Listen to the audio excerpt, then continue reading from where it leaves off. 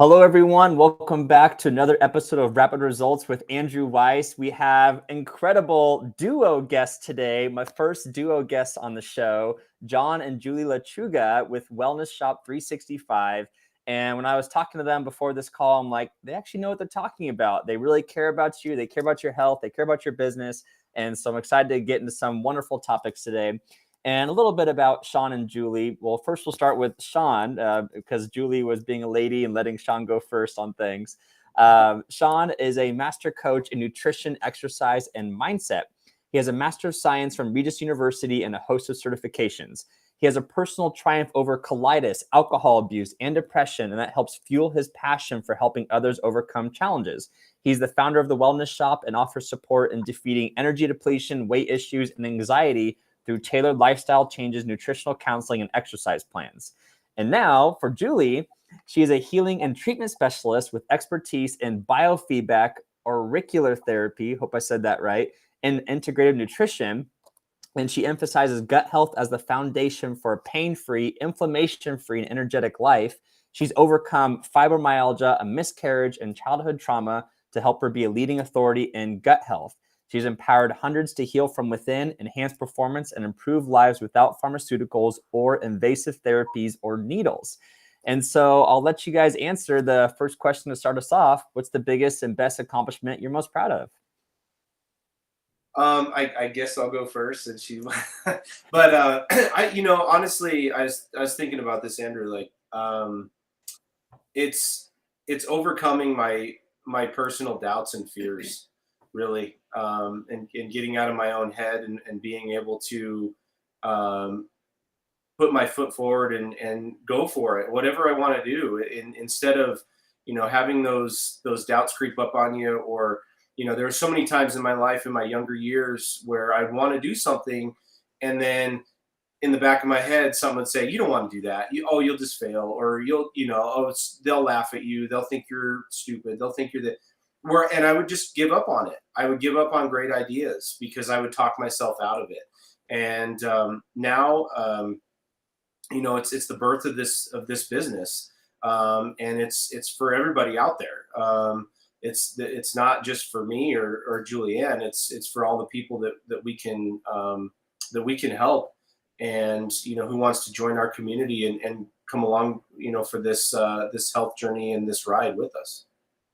I think for me, it's really overcoming my health struggles and finding the light at the end of the tunnel, and knowing that there is a light at the end of the tunnel, that you don't have to suffer through this pain and go through this and feel like you're fighting this journey by yourself. There's people out there. There's people that are willing to help you. There's groups of people that are willing to support you. So it's not a journey that you're fighting alone. And there's so many things that come out on the other end when you start doing things for yourself that help heal yourself and help take care of yourself, including just being a happier person, being a better, role model to your kids or friends or whatever, just being that significant person, and standing out in a crowd and not feeling like you have to fit in with everybody. But sometimes, and I say that because when you go through this journey of healing yourself, sometimes you lose people along the way because people don't want to drink. They want to drink with you, or they want to eat unhealthy food with you. So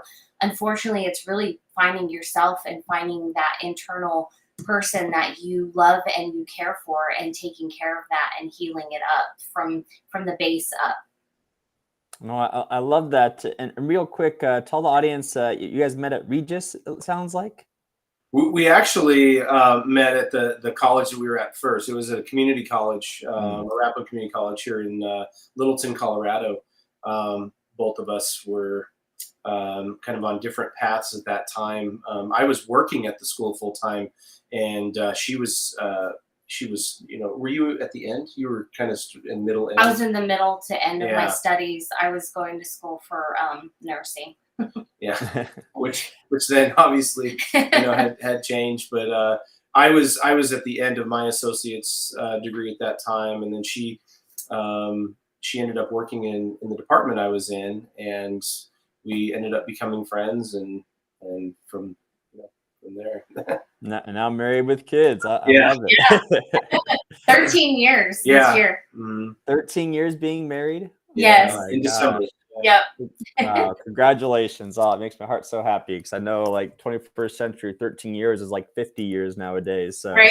Yeah. It's true. Yeah, we Yep. hear a lot of those stories. It always breaks my heart when people go through divorce and splits, and so I'm very very blessed and very thankful to be with this woman. no, it's very cool. Yeah, and obviously it's an honor to host you guys both on the show today and just being my first duo guest.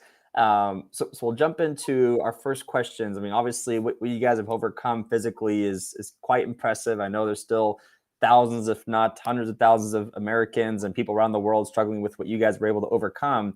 Tell us a little bit more about what you wish you knew earlier when it comes to taking care of your physical wellness.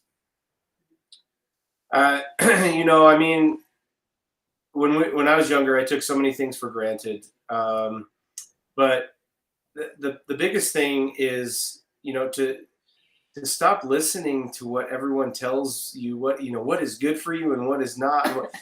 Start listening to yourself.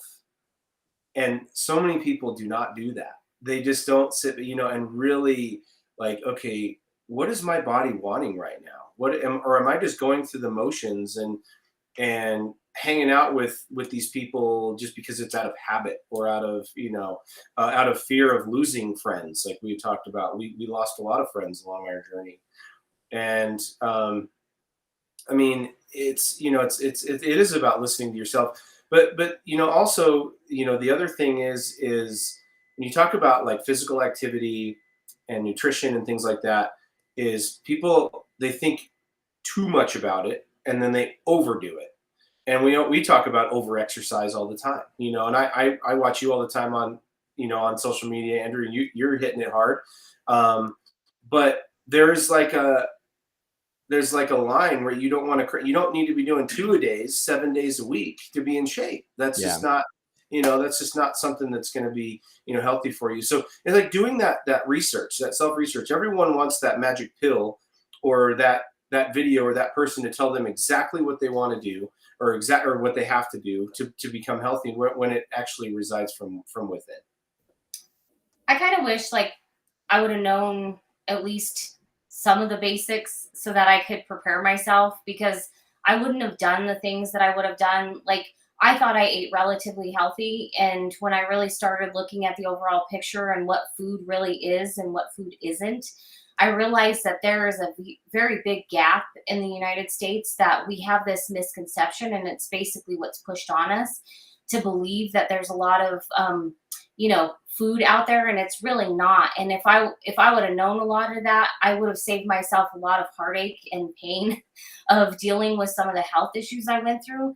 And what's so sad is that when your body's young, it really does bounce back very nicely. But when you get to a certain age, it doesn't bounce back that way. And when I hit my 30s is when I started struggling with fibromyalgia, and people would just tell me that it was because I was getting old. And I'm like, I'm 30. What do you mean Yeah. old? So that was terrifying to me, because I didn't have control over my health anymore, and I couldn't understand what was going on.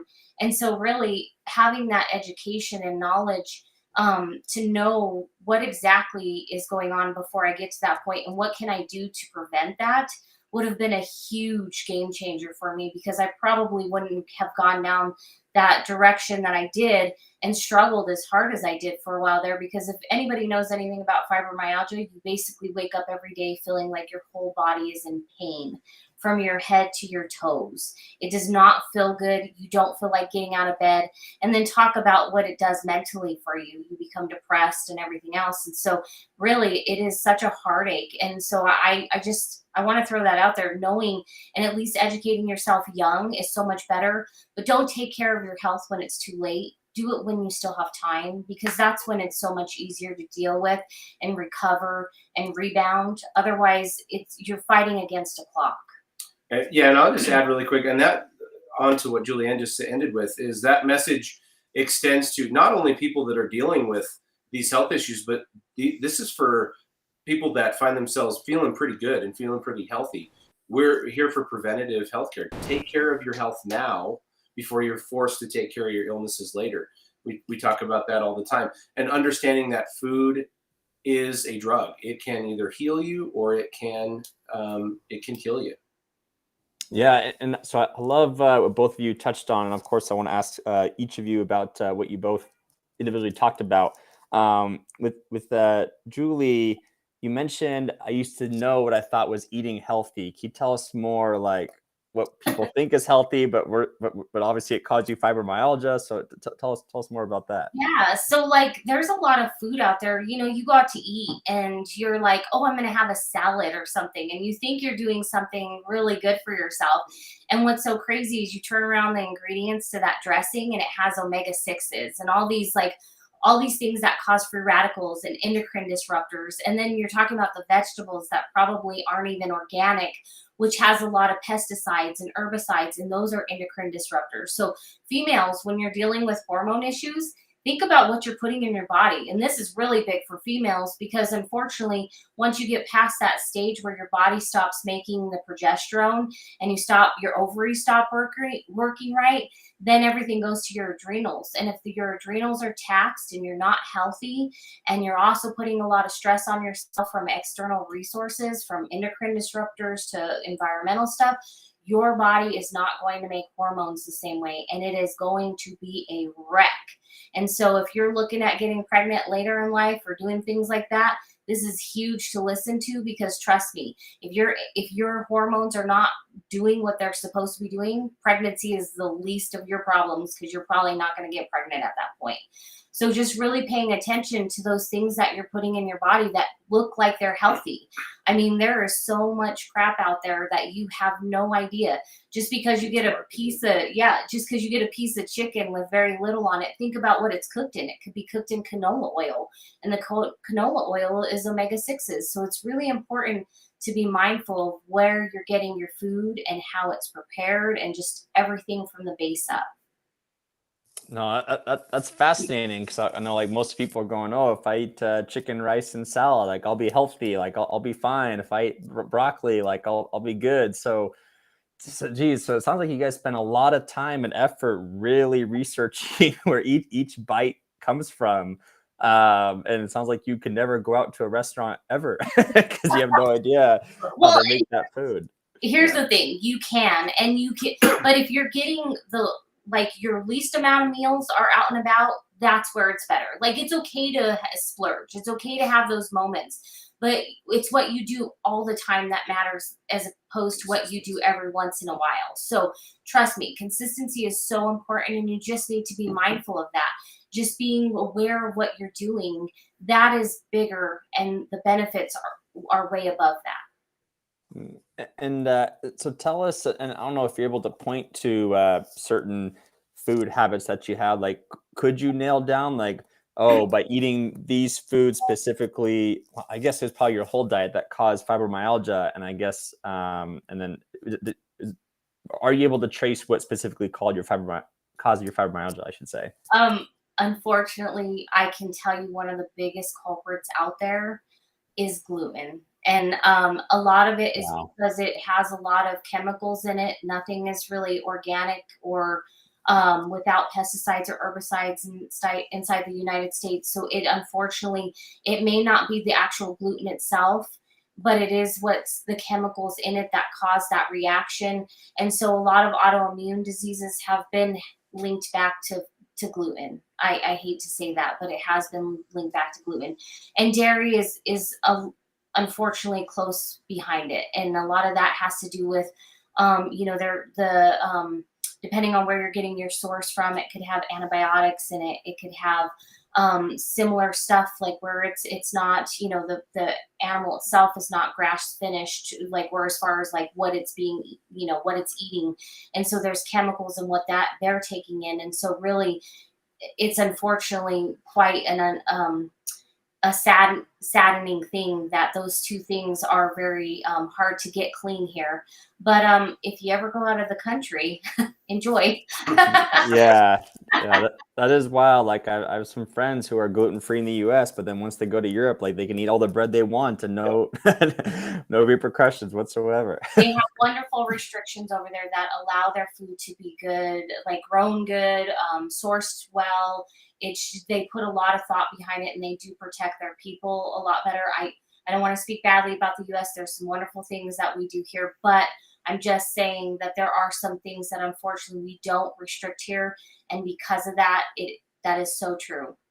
And so it sounds like what helped, and so that's crazy too. Like people think fibromyalgia has to be a permanent disease, but you're like cured, like no more symptoms, nothing. I don't have any issues of it, any remnants of it. It's been 6 years, probably longer, a little bit longer, without it, any trace of it in my body. And that's because you cut out gluten and dairy from America. So do you have to get like the Ezekiel bread or import bread? Like, or you're like, I can't risk any bread or dairy whatsoever? You know what?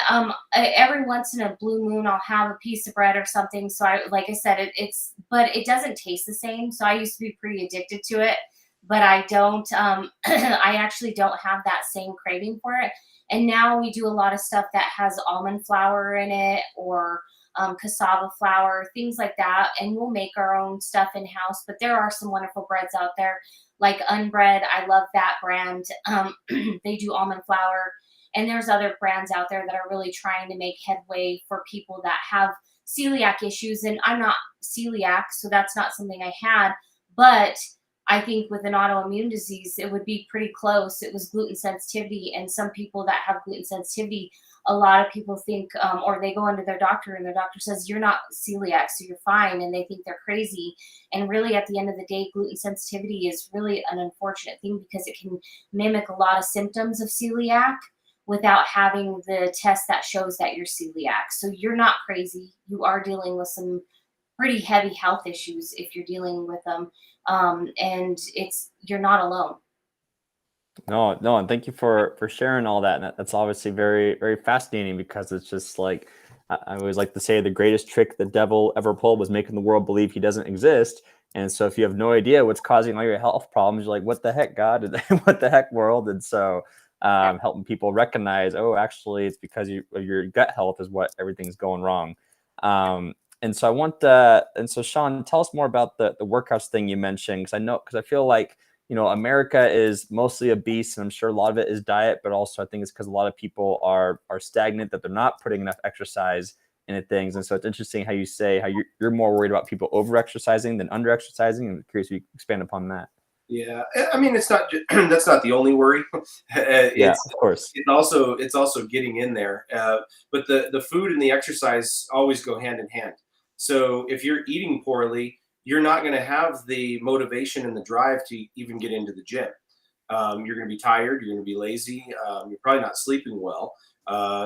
When you're eating a lot of processed foods or bad foods, you're not going to sleep well because your body's basically trying to process poison through its system, things that it does not want, does not need.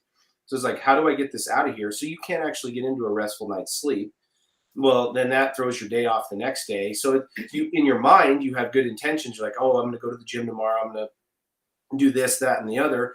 And then you wake up feeling tired, pain, whatever. And you're like, oh, I just can't do it today. And it's just a cycle. And it just keeps repeating day after day after day. Well, as those days build up, the months build up, you start gaining weight.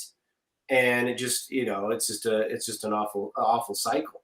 So we at our practice, we start very simple. So we coach on a 2-step nutrition process. First off is what we call primary nutrition, which is a lot of the emotional things that we deal with in life. It could be spirituality, joy, home cooking, volunteering.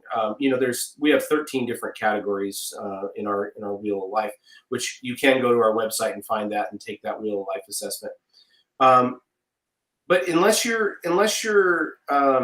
doing all right in most of those areas, it doesn't matter what we eat or what we're doing because you can't get out of it in your own head. So we fix those areas, then we transition into nutrition.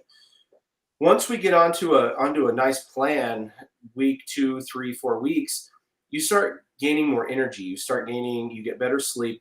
Then we can start getting you into the gym, because a lot of times people will just go into the gym for a day. They'll hit it hard. They'll come back. They're exhausted. They're in pain, and then they don't want to go back. They end up burning themselves out after a week. It's kind of that typical New Year's resolution kind of thing that happens to a lot of people every year. That's why, because they're not ready for it. They're not, they have good intentions. They're just not ready for it. So going back to your question, it's not just about over exercising. It's going down to the simple steps, taking them to square one, addressing the problems that reside, then step by step, then getting them into the gym. Usually it's going to take a couple, maybe 2 to 4 weeks to actually get them in the gym. But there are exercises they can do. People don't think of walking. I'm like, go walk around your neighborhood. That's exercise right there. You have a dog, take your dog for a while, whatever it is, like do simple movements to get you going again. And you create that snowball or that avalanche effect. And then, sooner than later, you're going to be bursting with energy. You're eating the right foods. You're sleeping well. And then you're going to want to go to the gym every day. And then it creates that really euphoric feeling for you. No, and that's so interesting how, like, if people are like, all right, I'm ready to exercise, you're like, whoa, let's look at your diet and nutrition first before we put together an exercise plan. Like, that's very interesting, but it makes sense because it's just all so much synergy involved that you don't want to miss out on anything. Right. And I know we were talking about Juli's fibromyalgia, and obviously, yeah, Shawn, you're able to overcome alcoholism and colitis. Tell us about what caused those and how you're able to help overcome those.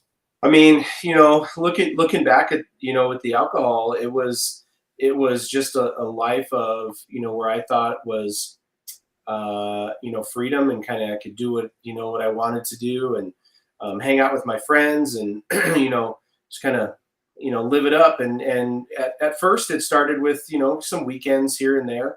And then it just kind of built from there. And then once you become of age, the bars are always close. So it's like, and you go there and you don't even realize how much money you spend at these places. It's unbelievable. And there's people we talk to who are like, wow, these supplements are quite expensive, or, this food is quite expensive. And they're talking about things that are expensive that can heal their body, but they'll spend hundreds of dollars at a bar, watching a football game, in a night. or in one night, Yeah. And it's like, wow. But, with my story, it was just kind of, it slowly, happened. For me, alcohol provided me not only a stress release, but I was confident when I was drinking. I was able to express myself the way I thought I wanted to at the time without being nervous or scared. And, as I got older, I realized that wasn't obviously the way to go. And, not only was it hurting my pocketbook, it was hurting my body.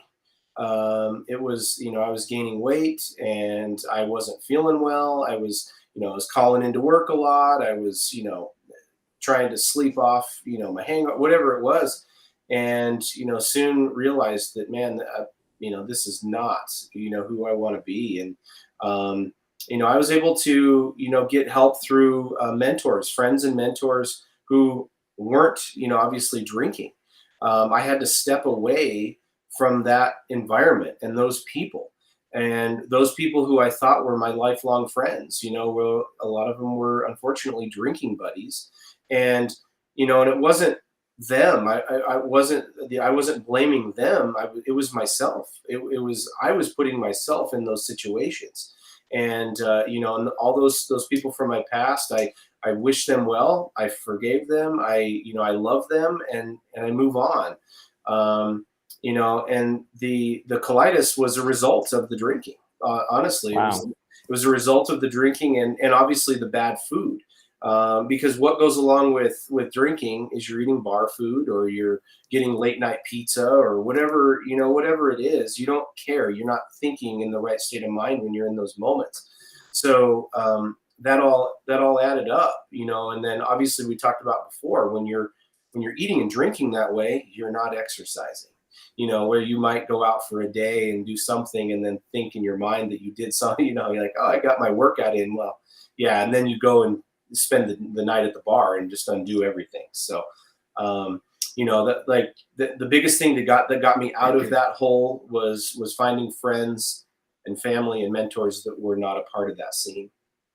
No, that makes sense. I know, I like to use the analogy too of like people who have figured out how to overcome alcoholism is that they tell themselves like it's not even an option anymore. Like like you're not even going to think about possibly drinking it. Like there's just like no desire whatsoever. Like you could be in a room full of the best alcohols, all the kinds you want in the world, and you're like, I don't care anymore. I don't need it, kind of thing. Yeah. That's, I'll be, completely transparent and honest with you and all the viewers right now. I still will have a glass of wine once in a while. I still will have a beer. Like, oh my God. And people are like, well, how does he do that? Because I learned how to have a better relationship with my food and drinks. I can say, we go out to dinner and celebrate a special moment. I can have a glass of wine without overindulging. I can, and enjoy it for what it is without having to get drunk or, oh, I want another one. I want another one. No, I don't need that. I don't want it because I now have a relationship that I can control. No, I love that. And so were you able to kind of switch things cold turkey, or it sounds like it was more of like an evolution for you of realizing, and of course, it sounds like, bottom of the gutter of alcoholism, depression, colitis. I mean, that would change anyone, hopefully. Yeah, it was pretty dark. It was a pretty dark space for me, for sure. At first it was kind of an evolution. It was, I would stop for a while and then I would get all the heck from my buddies. What are you doing? Why aren't you here? And then I'd give in and go, hang out with them after a couple weeks. And, it'd just kind of be that, but it would slowly but surely get less and less and less. And then I had a kind of come to Jesus or wake up moment, August 22nd, 2015, with a friend of mine. And I went to a baseball game that night, and it was an extremely long night of drinking, broken phone, wrecked car. We closed down 2 different bars. It was a night of debauchery. And to make it worse, it was my wife's birthday weekend. Aww. And so that was a very, obviously very selfish moment in my life. And it really, we sat down and talked about it, where a lot of, and I have to give her a lot of credit, because a lot of women would have said, nope, I'm done. Like, this is, and we were at that time, we were only, 4 or 5 years into our marriage. It wasn't very long. It wasn't a long time. And, and I just realized that moment, I said, you know what, I need to stop for a while. And I went, actually, and she stopped with me. She doesn't really drink much, or she didn't at the time. And she stopped with me, and we went almost 2 years, not even a drop. And wow. and it was really enjoyable, and having her by my side really helped.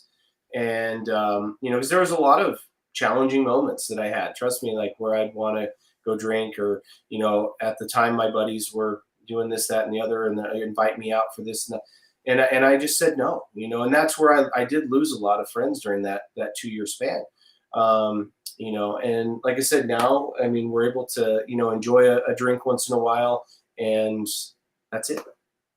And I do want to hear from Juli's perspective, because obviously, obviously it's a very powerful point in your relationship and being able to persevere through that. And so I'm curious, like, when you're supporting Shawn through this time, like, obviously, like, I don't know if it's like my Taurus nature, like I'm really stubborn and like, I'm like, don't tell me what to do.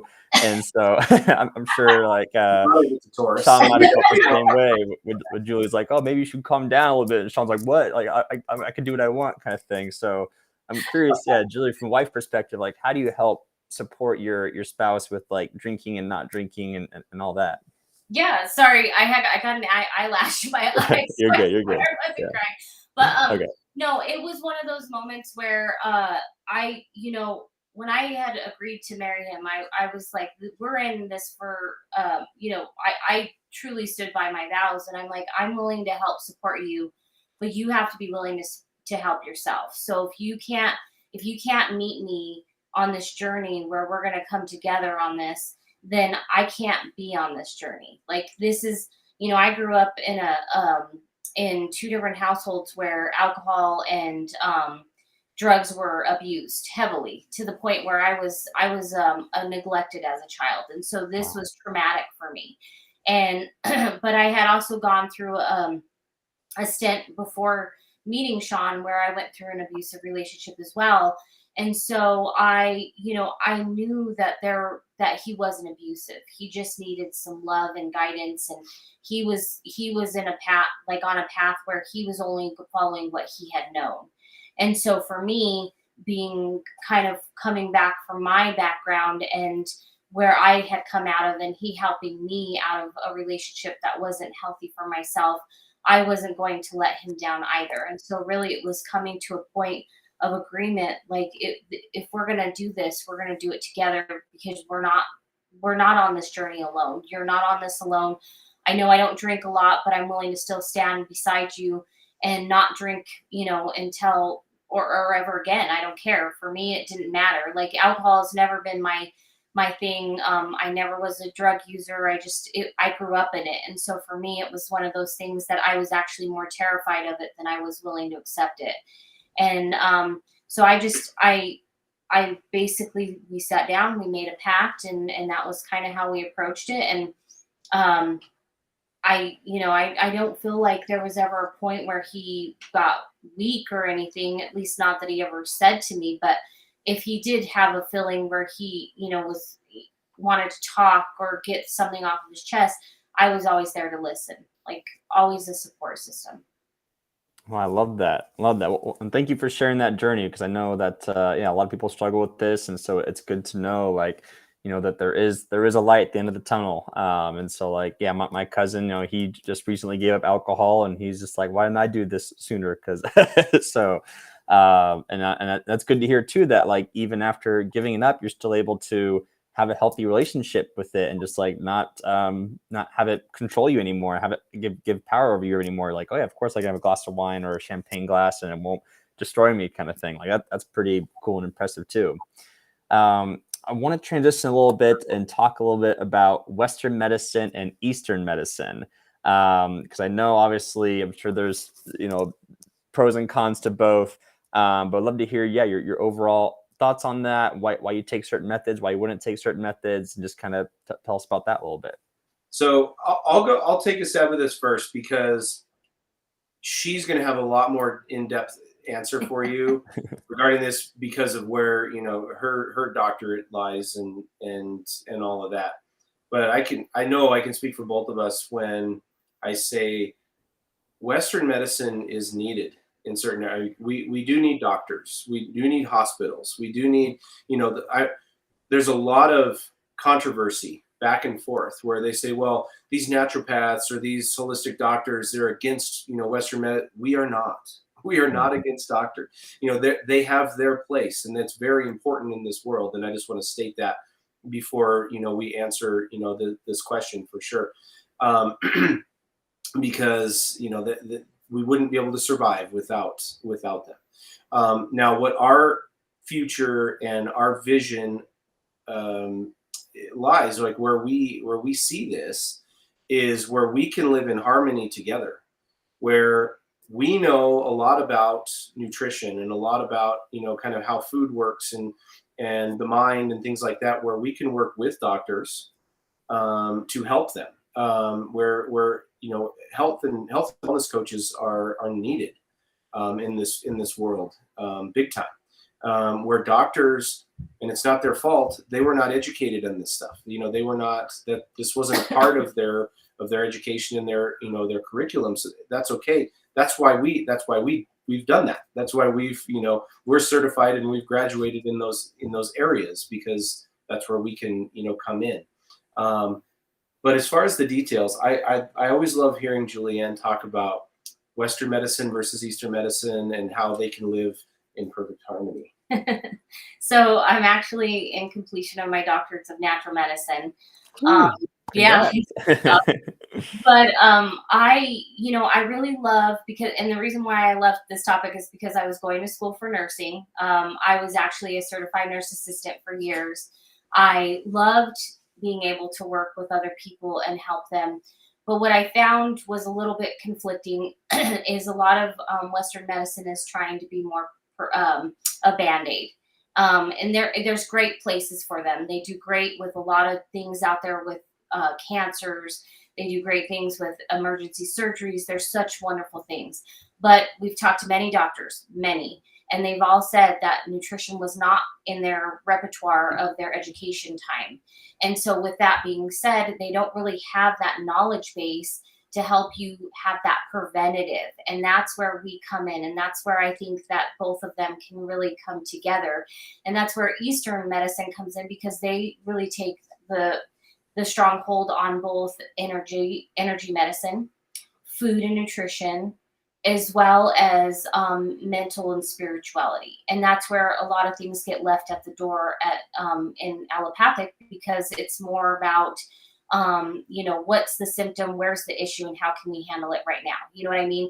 When really the question is where did it stem from? What is the trauma that came from that? What is the emotional stent that came from that? In Chinese medicine, which has been around for thousands of years, so has acupuncture, there's places in the body that you hold these diseases. They stay in the body, and then they become ill, and they become a disease all around, or disease.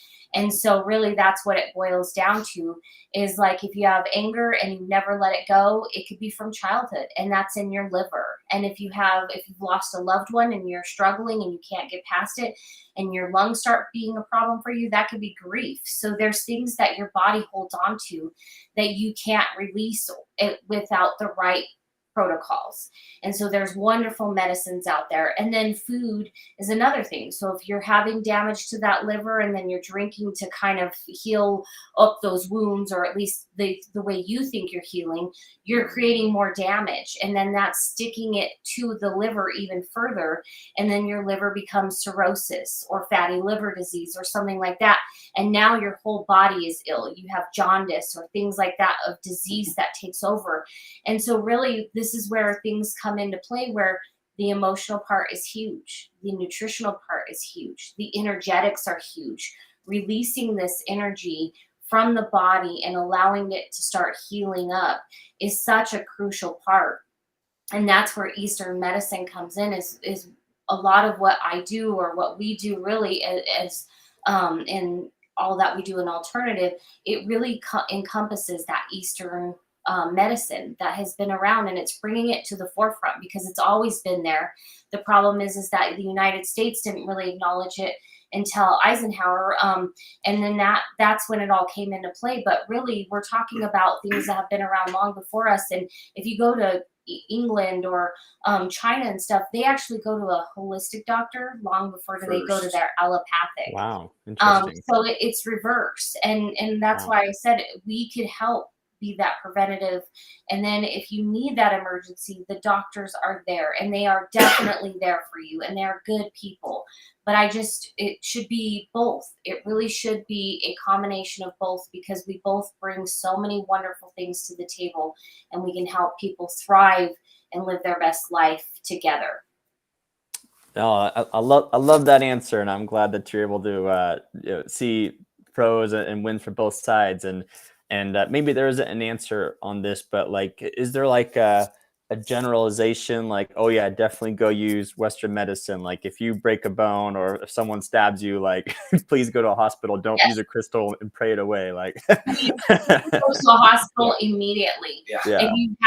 If you have something that has advanced so bad, the disease, or life-threatening, do not go. I'm sorry. I love all holistic doctors, some great herbal medicines out there.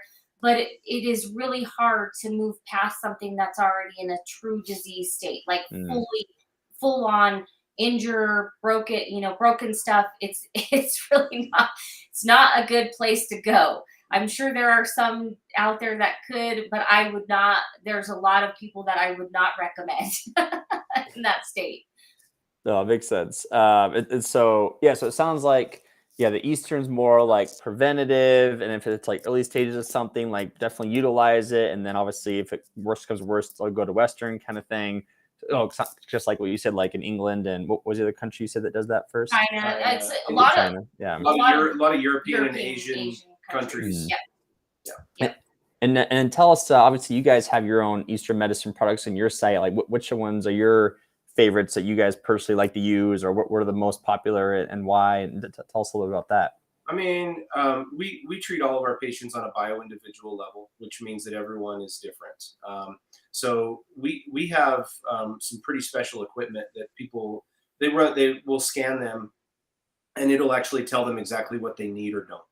So Wow. then we can put them on, the supplements or the products that, that they would need for whatever it is they came in for. So that really helps. And you're not just throwing, darts at a dartboard blindfolded.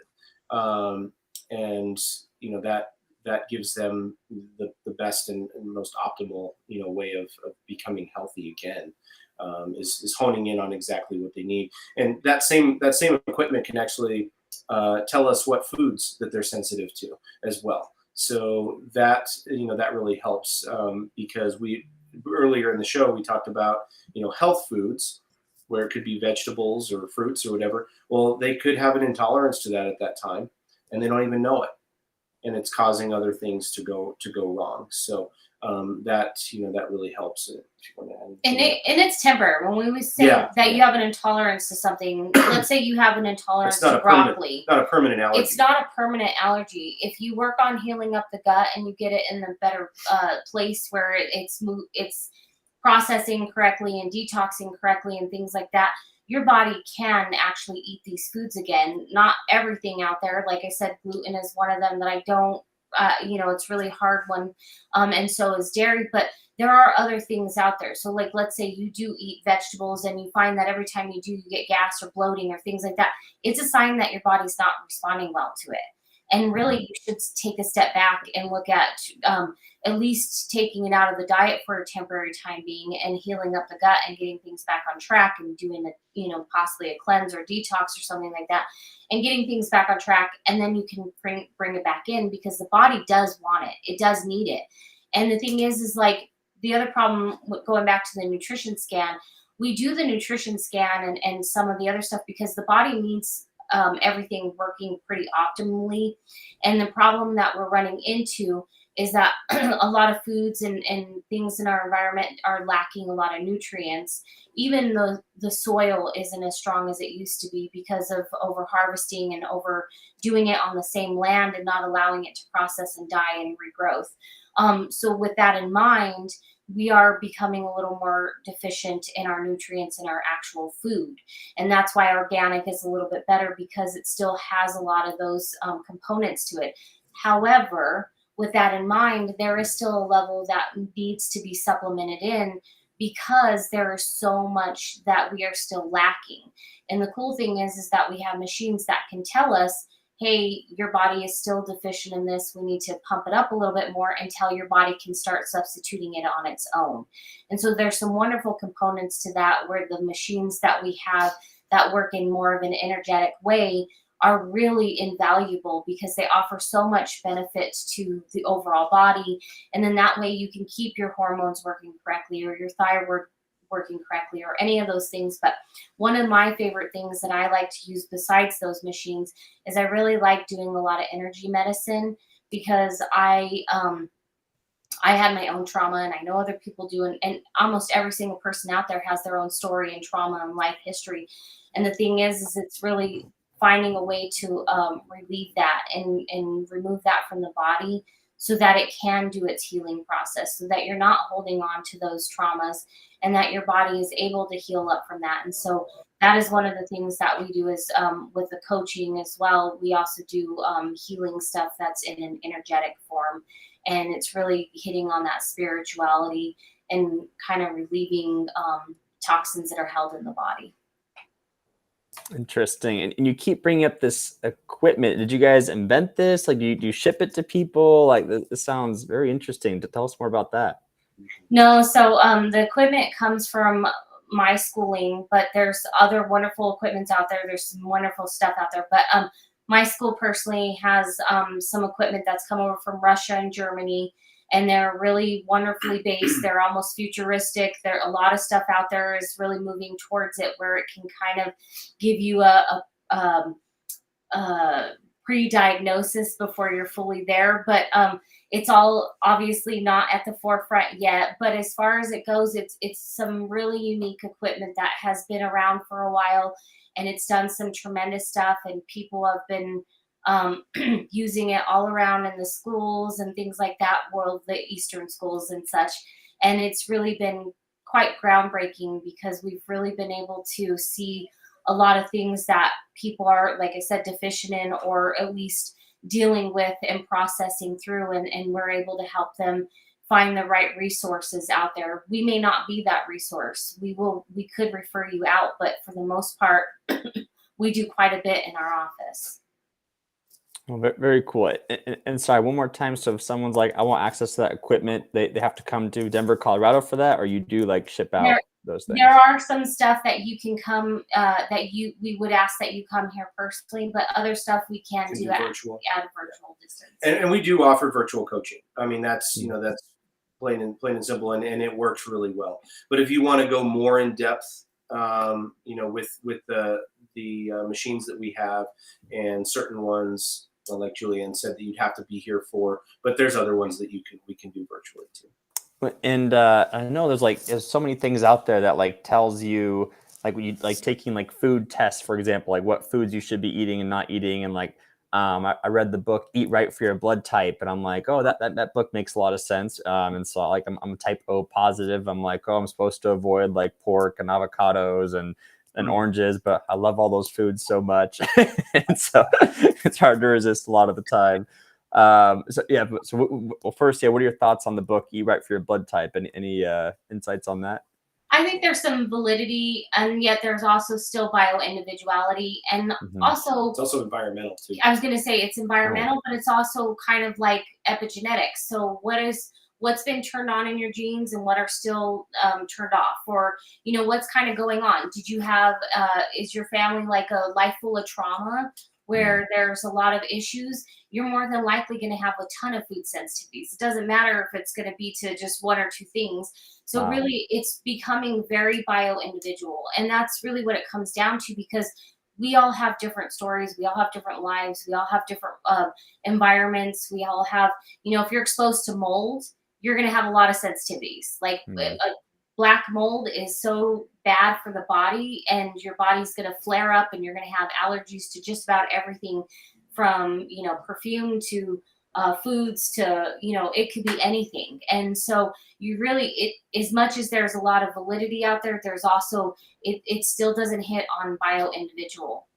No, that is fascinating to hear. And I love if you guys could like share some stories of like people coming to you and they're like, I've had this problem forever with my health. No one can help me. I'm hopeless.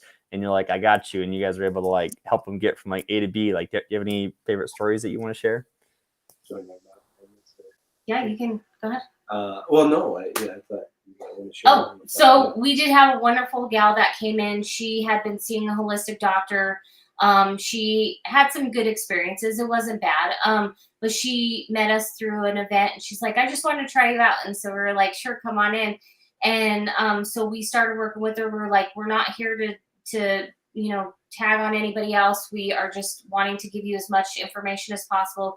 So we started putting her through kind of what we do, our journey, like of how we approach each person individually. She went through this whole process, and about 6 months ago or so, maybe a little bit less, she sent us over her blood work, and she had went from having issues of, like some high cholesterol, some stuff like that, where it was like, she's almost, how old is that, in 70s? She's late 60s. Okay, so she's late 60s. She came in. Hello. Her blood work almost ended up being that of a 30-year-old. So it was quite a drastic change in what she was seeing. And so she's super excited. She's been with us every step of the journey. She calls us for everything. She just loves us. We've even had a gal come in with, she had some autoimmune issues, and she saw huge issues just dissipate. And she said she actually did one of our 9 News interviews and said she felt 20 years younger after going through our program. And so she had a lot of health issues. Sorry, as you can see, No, you're good. Yeah. Hello, family. Good to see you. Being invaded by twins. It happens. The twins are here. I love it. Twins. How cool. No, that's so inspirational and so good to hear. And like, I love how you guys keep saying individual, because I know it's just everyone wants to do blanket health advice, health statements, and just and keep trying to, I guess, systemize and scale it. But obviously each person, and it's fascinating too. I never thought about that as well. How you said like trauma can have an impact on your diet and your, I guess it makes sense for health because obviously trauma can cause depression. I guess depression can cause a lot of other things. And I guess maybe this is a good question. How do you help diagnose if people have trauma or not? Because it goes back to maybe someone doesn't know, like, what the heck? I don't think I have had any trauma. Like, how would you help bring that out of people to see if that's affecting anything? So you'd be amazed when you start changing people's diets if what they start telling what you. they start telling you or realizing. And so Mhm. what's so crazy is sometimes we have to work in reverse, where we're working through things where we're doing dietary changes, and then they start going through emotional stuff. And so with the gal that I was just telling you about, actually she didn't come in for trauma. And now we're doing some stuff in the direction of trauma because she's had a lot of trauma that she didn't even realize was affecting her. Wow. And some of it even happened when she was a child because she had some massive surgeries where her whole chest, abdomen was cut open. And so, even without realizing that, that's still trauma. Even if you have to go through that, that's trauma. Even as a child, if you're in the womb and there's abuse or fighting or things like that, that's trauma. And so sometimes you may not realize it, but you have this like unbearing feeling of depression or anxiety. And let's say you've changed your diet and you're like, I don't know what's going on. We sometimes find that as we start working through and you start talking a little more, that you start surfacing up your own trauma.